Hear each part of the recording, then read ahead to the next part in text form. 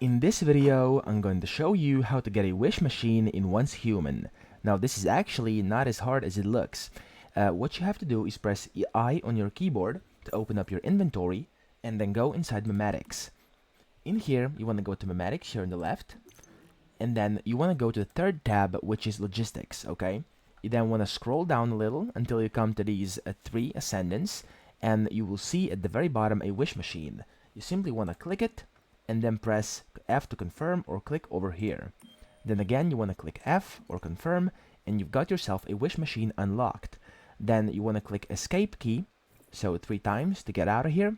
And what you then want to do is press B on your keyboard to enter the building menu, the building mode, and then you want to right click, and under Facilities and Functionality, you'll be able to see that you can now craft and get a wish machine.